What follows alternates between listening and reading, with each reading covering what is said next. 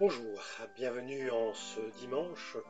Nous ne pouvons pas encore nous réunir dans notre temple, cependant nous voulons prendre un temps de recueillement, un temps de pause dans notre vie, un temps de prière pour le monde, un temps de prière pour nous, un temps de méditation sur le sens de notre vie. Ce dimanche se situe entre la fête de l'Ascension et la fête de Pentecôte. Ce dimanche est appelé dans certaines liturgies du nom de Exodie, suivant en cela les paroles de l'antienne, c'est-à-dire une petite phrase que l'on chante entre les versets du psaume.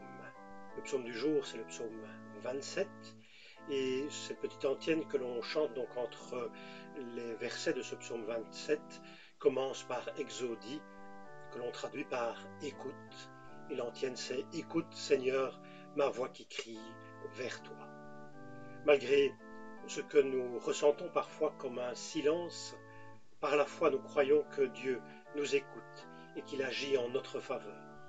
C'est ce que nous dit ce psaume, le psaume d'une personne qui appelle à Dieu, à son aide, qui fait confiance aussi en la réponse que Dieu lui donne.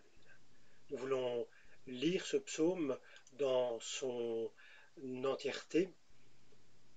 Nous ne chanterons évidemment pas l'antienne entre chaque verset. Le Seigneur est ma lumière, c'est lui qui me sauve. Je n'ai rien à craindre de personne. Le Seigneur est le protecteur de ma vie. Je n'ai rien à redouter. Si des individus malfaisants m'attaquent comme des bêtes féroces, ce sont eux, mes ennemis acharnés, qui trébucheront et se retrouveront par terre. Si une armée vient à m'assiéger, je n'éprouve aucune peur. Et si la bataille s'engage contre moi, même alors, je me sens en sécurité. Je ne demande qu'une chose au Seigneur, mais je la désire vraiment, c'est de demeurer toute ma vie chez lui, pour jouir de sa douceur et prendre soin de son temple. Quand tout ira mal, il m'abritera sous son toit.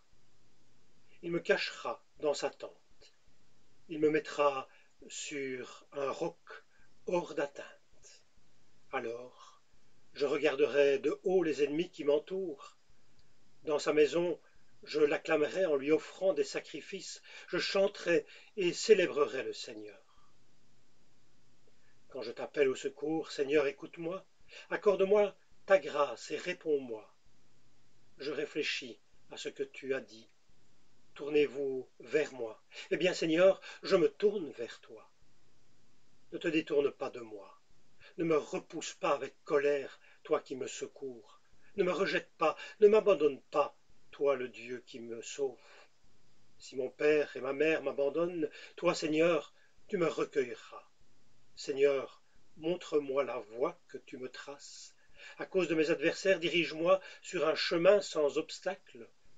Ne me livre pas entre leurs griffes, car de faux témoins m'accusent et cherchent à m'intimider.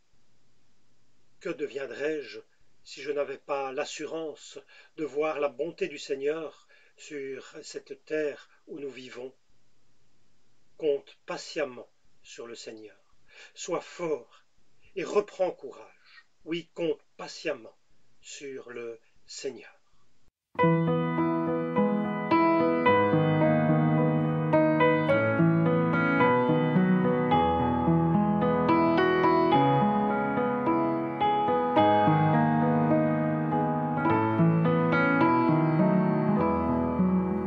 C'est vers toi que je me tourne, je veux marcher dans tes voies, j'élève mes mains pour te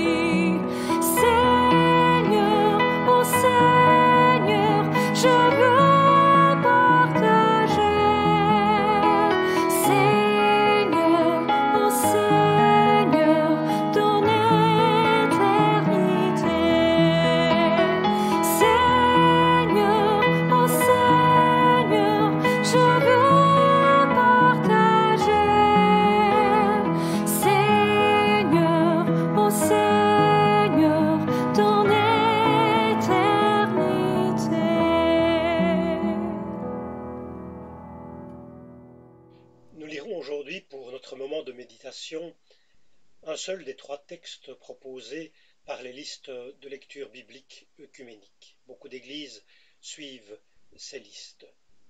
Il est toujours assez intéressant de se dire que les églises chrétiennes, au-delà de leur pluralité, lisent en même temps les mêmes textes dans la Bible. Il n'y a évidemment aucune obligation de le faire. Dans ce domaine, la liberté est aussi de mise. Nous avons pris cette habitude dans nos vidéos pour nous concentrer sur l'essentiel, de ne reprendre qu'une des trois lectures proposées. Vous pouvez ici voir ces lectures proposées pour aujourd'hui. Lors des moments de recueillement précédents, nous avons repris la lecture de l'Évangile comme fil conducteur de notre méditation. Cette semaine, je vous propose plutôt de reprendre la première lecture proposée, celle dans le livre des Actes des Apôtres au chapitre 1. Nous lisons ce texte, acte 1, les versets 12 à 14. Les apôtres retournèrent à Jérusalem depuis la colline qu'on appelle le mont des Oliviers. Cette colline se trouve près de la ville, à environ une demi-heure de marche. Quand ils furent arrivés à Jérusalem, ils montèrent dans la chambre où ils se tenaient d'habitude, en haut d'une maison. Il y avait Pierre, Jean, Jacques et André, Philippe et Thomas, Barthélemy et Matthieu, Jacques le fils d'Alphée, Simon le zélé et Jude, le fils de Jacques. Tous ensemble, ils se réunissaient régulièrement pour prier, avec quelques femmes, dont Marie, la mère de Jésus, et avec les frères de Jésus. Notre méditation partira donc de ce texte du livre des Actes des Apôtres. Les apôtres retournèrent à Jérusalem. Les apôtres sont ensemble, on les nomme même dans ce texte. Ils sont réunis, il est même dit qu'il y a avec eux quelques femmes, dont Marie, la mère de Jésus, les frères de Jésus. Ils forment un groupe, ils forment une communauté. Je pense que le livre des Actes des Apôtres, mais d'autres textes dans la Bible, dans le Nouveau Testament, témoignent du fait que dès le départ, l'Église est une affaire de communauté, dans le sens de communion entre les individus, de partage d'une même foi. Non pas dans le sens uniquement, en tout cas, d'appartenance à une même bande, à un même cercle, à un même club, même si c'est vrai que dans le livre des Actes, on pourrait penser qu'il y a eu peut-être dans les premiers temps des communautés religieuses, des personnes qui vivaient ensemble. Du reste, il y en a toujours eu dans les églises chrétiennes, mais ce n'est pas en ce sens-là qu'il faut comprendre lorsque l'on dit que dès le départ, l'Église est une affaire de communauté. Ce qui réunit les personnes est de l'ordre de la conviction, du partage d'une même foi, d'une même conviction centrée autour d'un même message, celui proclamé par Jésus de Nazareth. Ce partage débouche sur une communion, un sentiment fort d'appartenir à une même communauté, à un même groupe de personnes. Et cela fait sens dans la vie de ces personnes qui se sentent alors proches les unes des autres, et on peut marquer cela en s'appelant par exemple frères et sœurs pour marquer cette profonde communion, cette profonde adhésion à une même communauté.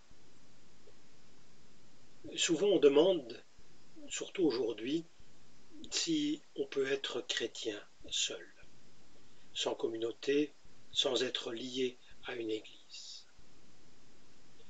C'est vrai, nous vivons dans un temps où la question se pose et rebondit. C'est vrai que c'est dans l'air du temps d'ailleurs. Et je reprendrai ici quelques traits de cette ère du temps et le questionnerai très brièvement. Nous vivons dans une société de type individualiste, il faut le reconnaître, c'est même prôné par certaines philosophies. Alors, on se demande si l'on peut se suffire à soi-même. Je posais simplement la question, est-ce bien le cas? Je crois que poser la question sait répondre. Il est vrai aussi que pour beaucoup, les églises ont déçu tout au long de l'histoire. C'est vrai que les églises n'ont pas toujours été à la hauteur du message qu'elles proclament et qui, malgré leur faiblesse, c'est pourtant un message si haut. Alors, il y a une perte parfois forte de confiance dans les églises. Mais ne faut-il pas avoir cette force de distinguer entre institution et l'évangile? Si l'institution est humaine et a des failles, et a eu toujours des failles et en aura toujours, l'évangile, lui, c'est bien autre chose. Reconnaissons aussi que nous vivons dans une société dans laquelle la religion est affaire personnelle. La religion a été reléguée souvent dans la sphère privée. On peut même dire dans la sphère intime, dans une sphère propre de liberté, mais de liberté toute personnelle. Mais est-ce pour autant que l'autre et le tout autre n'ont pas une place dans ses convictions, dans mes convictions?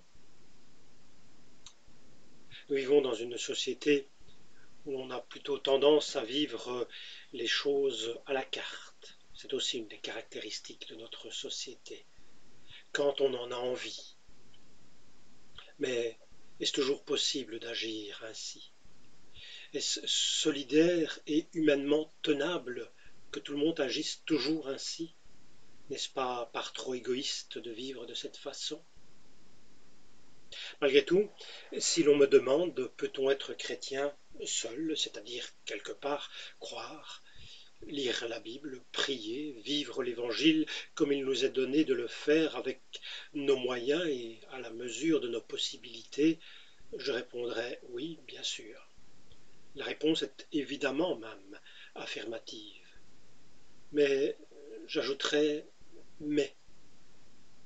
Ce mais qui fait référence à ce que nous disions au début de la méditation, l'Église est aussi affaire de communauté, affaire de communion. D'abord parce que je crois que l'Église nous pousse à ce sentiment, à ce désir. Je crois que l'Évangile nous pousse à ce sentiment, à ce désir d'être en communion les uns avec les autres. Il y a l'importance de ce sentiment de fraternité auquel l'Évangile ouvre.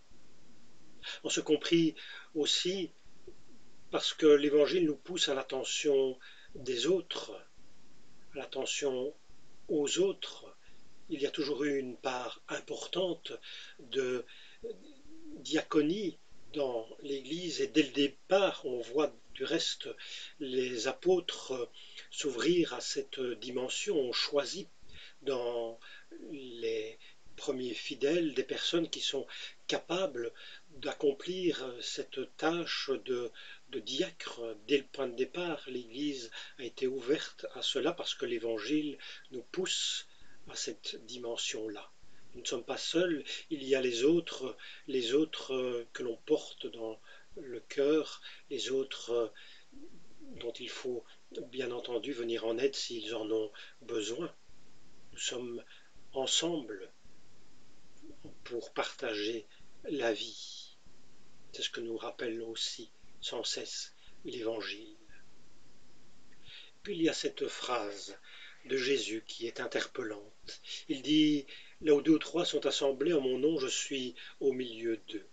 Cela pointe aussi la nécessité d'être ensemble pour vivre la présence de Jésus, c'est-à-dire, entre autres, être ensemble pour peut-être pouvoir partager cette présence, en discuter, être ensemble pour aussi, et nos réformateurs ont insisté là-dessus, sur une des nécessités de l'Église, c'est d'être ensemble pour ne pas dire et croire n'importe quoi, pouvoir partager ensemble, pouvoir discuter, écouter, s'interpeller pour partager une même foi et ne pas partir à la dérive seul dans son coin, au niveau de la foi, au niveau de la compréhension, au niveau de ce que l'on peut dire et vivre aussi dans notre dimension religieuse, de notre existence, de notre vie personnelle. Et puis aussi, je pense que la communauté, c'est un lieu aussi de prière commune. Certes, on sait probablement tous prier, mais n'est-ce pas aussi une nécessité quelque part, un bien, de pouvoir ensemble prier. Prier pour le monde, prier pour chacun d'entre nous, se sentir soutenu dans cette dimension qui nous relie entre nous et qui nous relie aussi au divin. Je crois que la dimension communautaire de l'Église est nécessaire aussi pour ce sentiment de fraternité qui est fort en nous et qui, je pense, particulièrement peut-être en ces temps où nous devons plus prendre des distances les uns vis-à-vis des autres, et peut-être un sentiment de manque, un sentiment de fraternité. L'Église, c'est aussi un lieu où l'on peut partager avec des amis. Nous partageons une conviction commune, une foi commune, parfois très différentes les uns des autres, mais l'Église est un lieu où l'on peut passer au-dessus de ces barrières pour être ensemble, affronter le monde, construire le monde, partager le monde ensemble. Et c'est certainement un bien, c'est certainement quelque chose de beau que de pouvoir le faire. Amen.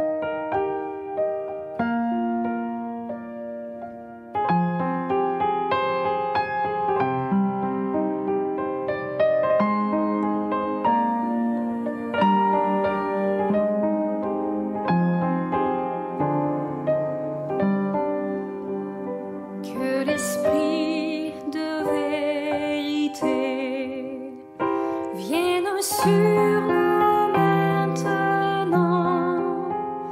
pour que nous puissions te ressembler et savoir prier. Notre Père qui es aux cieux, que ton nom soit sanctifié, que ton règne vienne. Amen. Que ton règne vienne.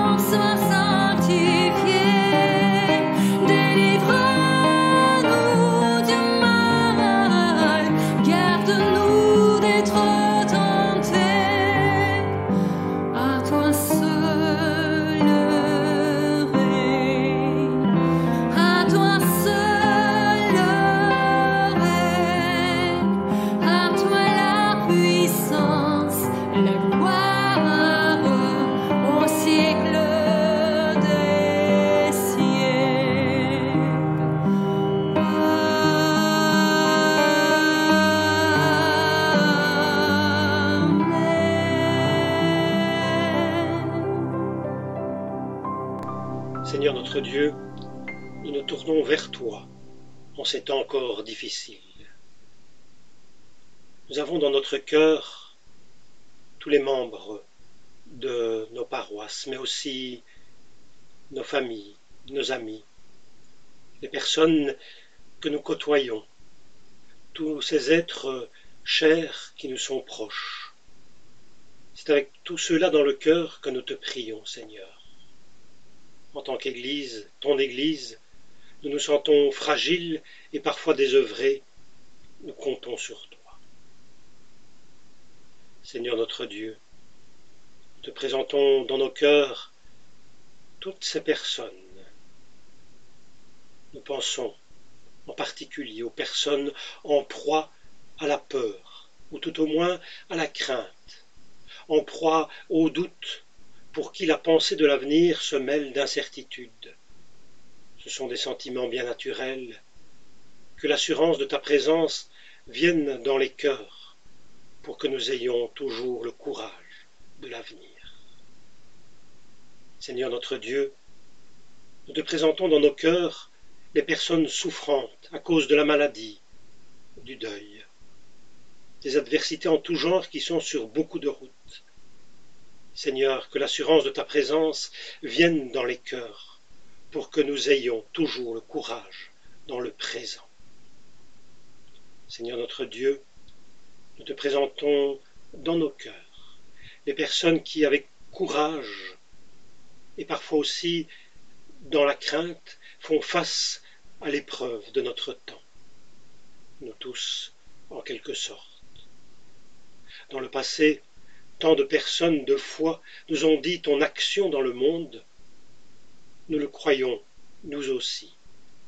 Seigneur, que l'assurance de ta présence vienne dans les cœurs pour que nous ayons toujours le courage, en pensant au passé, d'être dans le présent, avec une espérance. Amen. Écoutons la bénédiction. Sur nos chemins escarpés et sur nos grandes routes, dans nos maisons et au cœur du monde, parmi nos frères ou au milieu d'inconnus, où que nous soyons, Dieu est là. Où que nous soyons, il nous accompagne, il nous aime et garde nos pas.